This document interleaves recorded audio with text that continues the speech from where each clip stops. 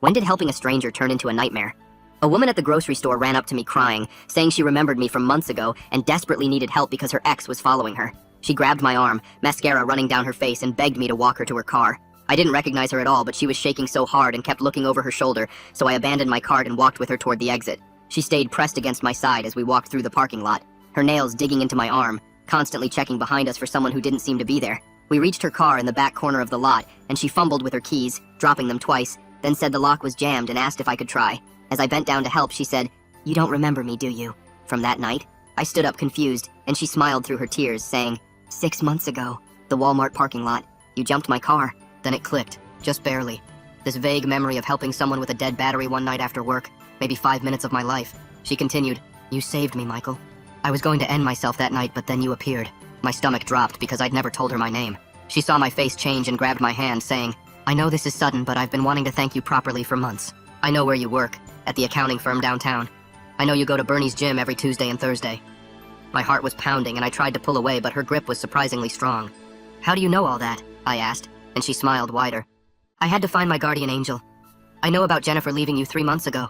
That must have been so hard. But it was meant to be, don't you see? She knew about my ex, about my life, and we were alone in the corner of this empty lot." I yanked my hand away and started backing toward the store, but she pulled something from her purse, a thick folder full of printed pages. "Look, I documented everything. Every time I saw you, every post you made, I kept track of it all so I could show you how connected we are." The pages were covered in timestamps, photos of me taken from far away, screenshots of my social media, notes about my daily routine. My mouth went completely dry and I said, "This is stalking. You need help." Her face changed instantly, the tears stopping, her voice going flat. "I need help? I've been waiting 6 months for you to notice me. I've been at every place you go, hoping you'd see me the way I see you."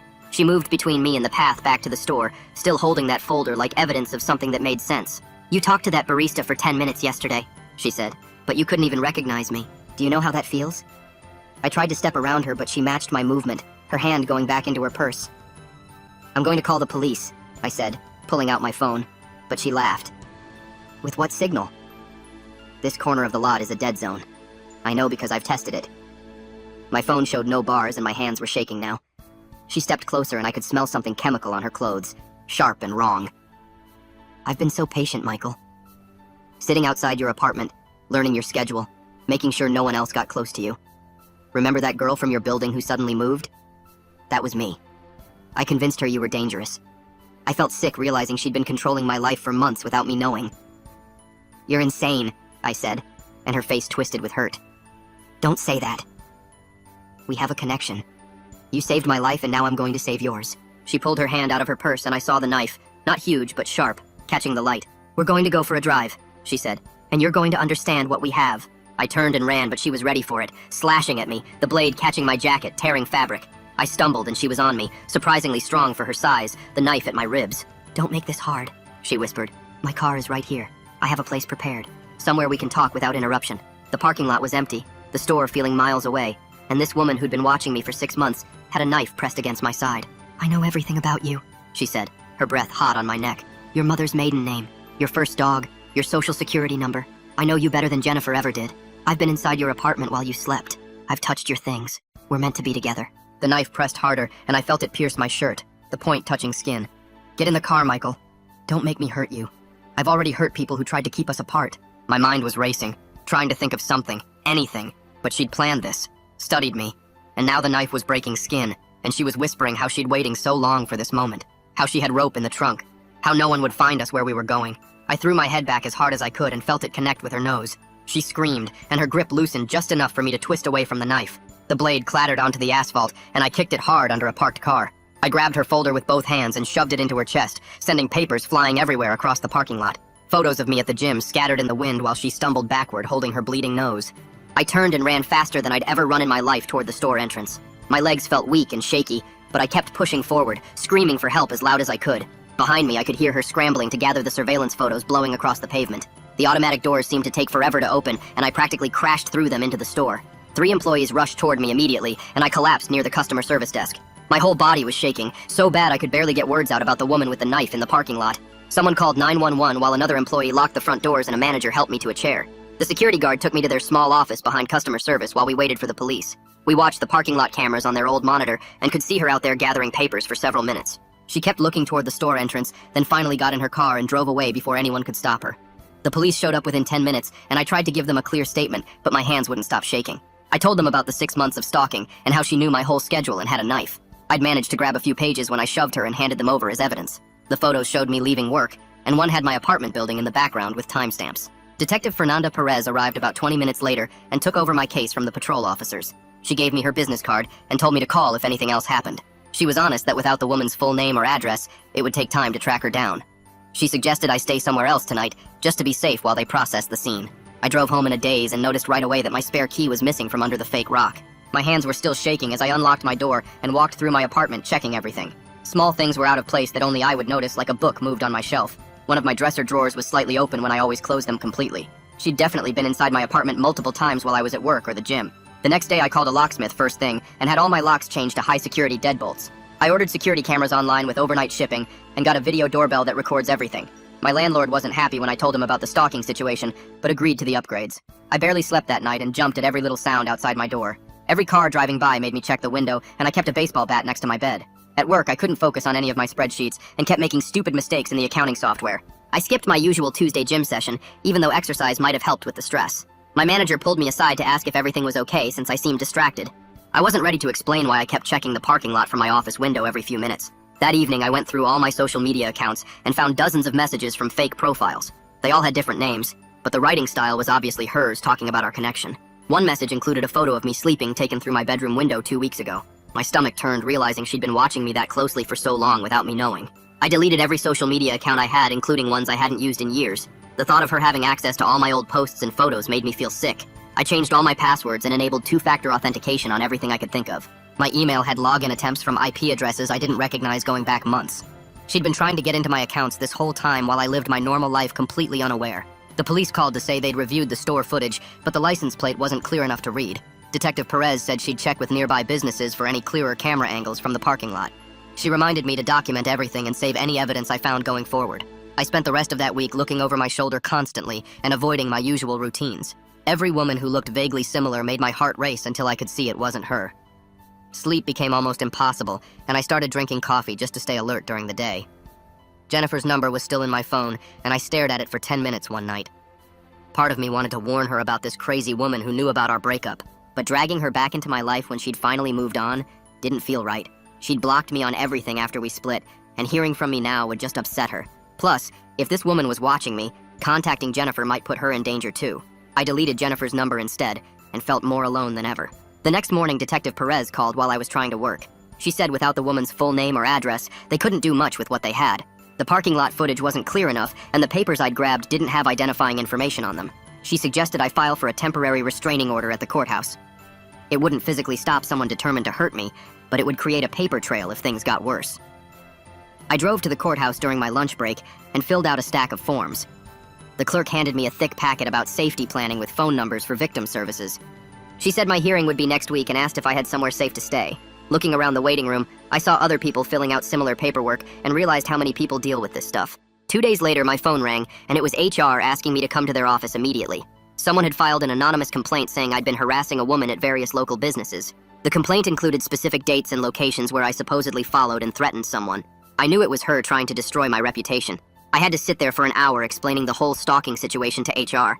They said they'd investigate, but I could see the doubt in their eyes.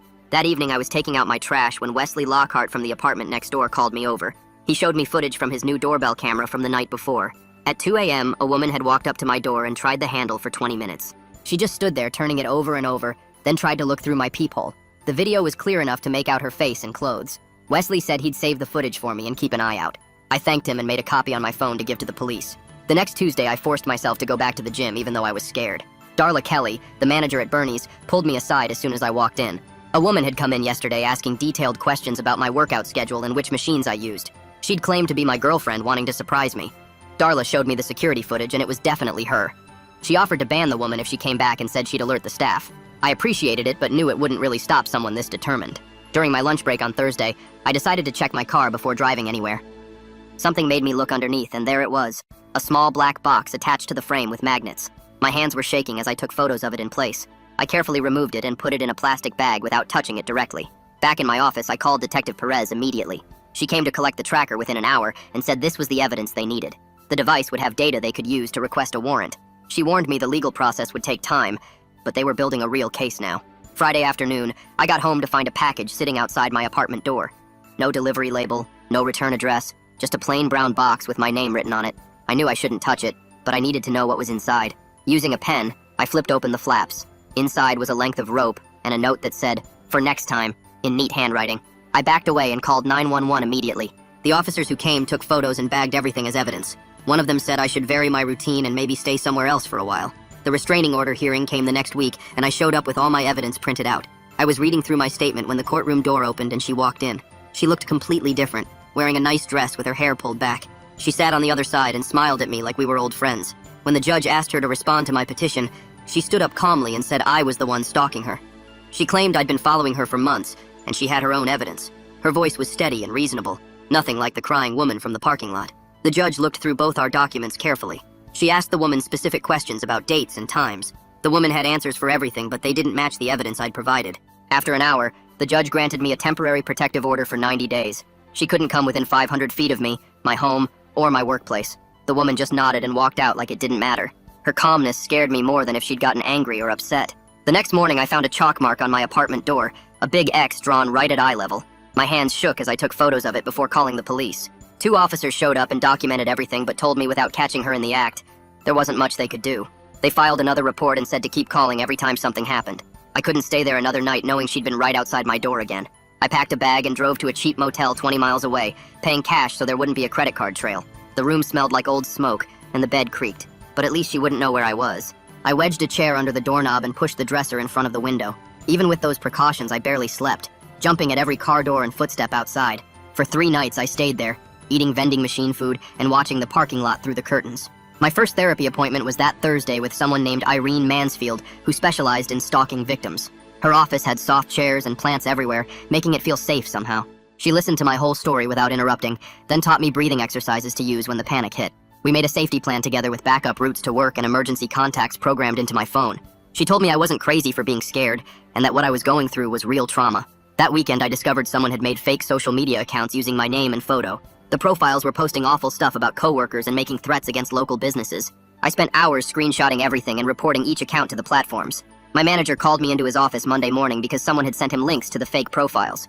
I had to explain the whole stalking situation and show him the police reports to prove it wasn't really me. He believed me, but said HR needed to document everything for liability reasons. Detective Perez called Tuesday with good news from the GPS tracker data.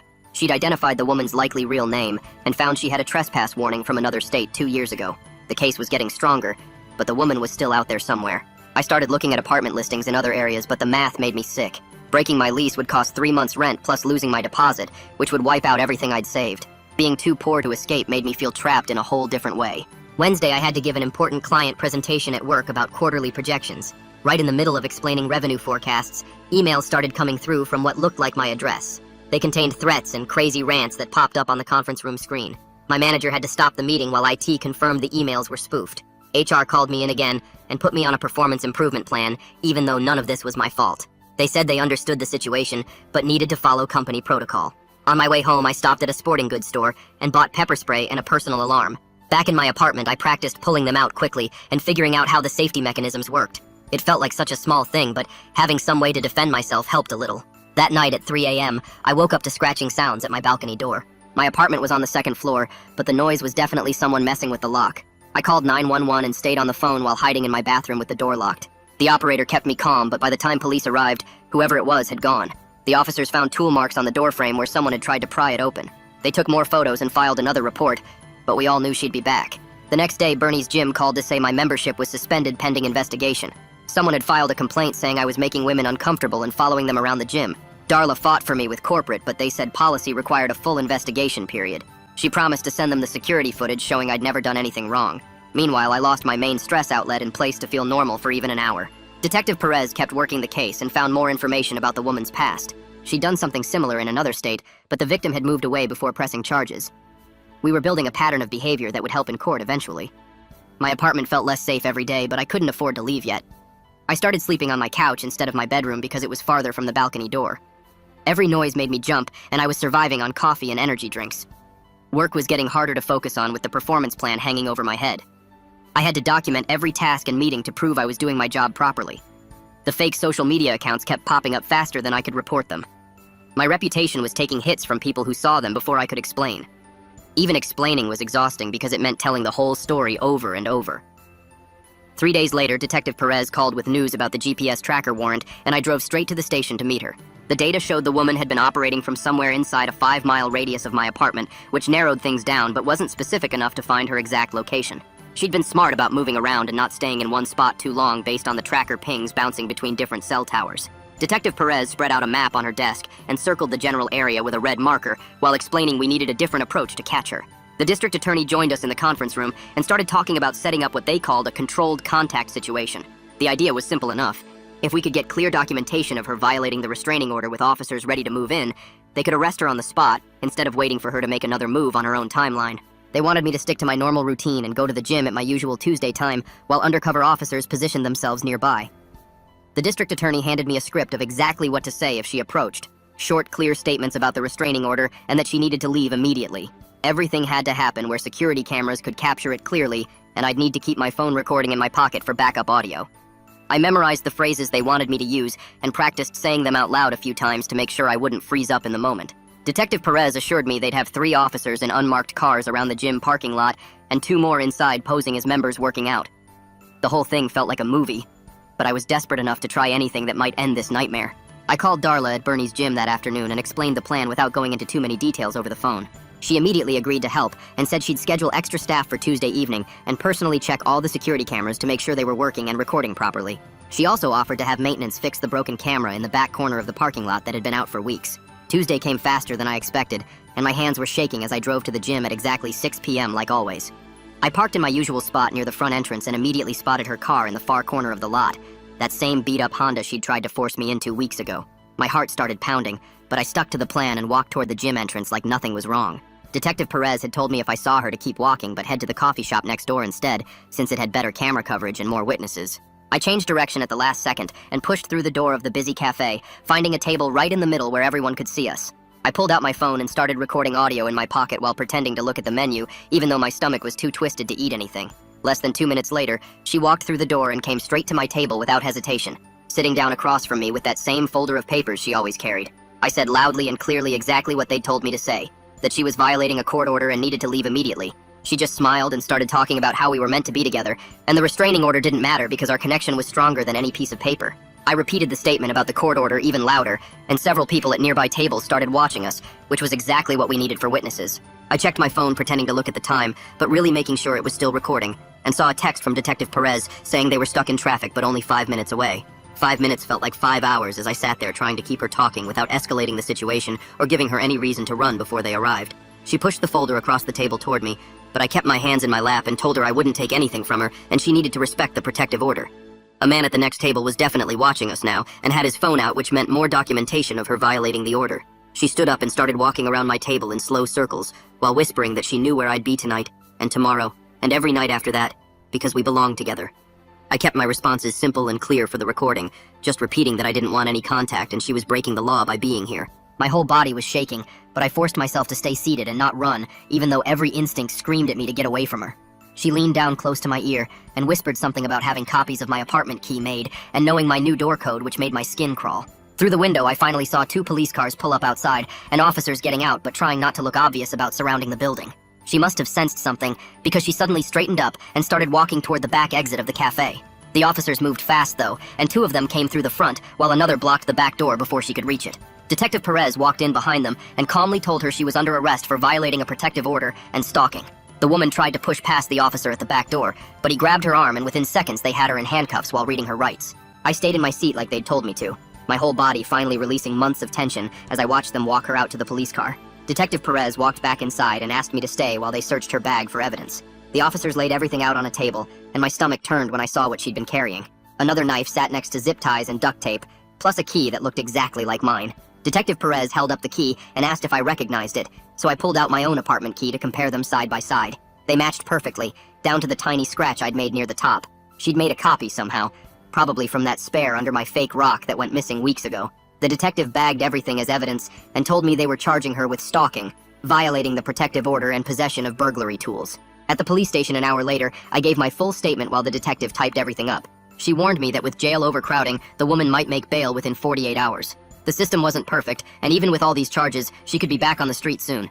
I needed to stay alert and keep my doors locked, maybe stay with someone for a few days. The detective gave me a case number and her direct phone line, telling me to call immediately if anything felt wrong. I drove home in a daze, checking my mirrors constantly, jumping when another car followed me for more than 2 turns. Wesley must have been watching for me because he knocked on my door right after I got inside.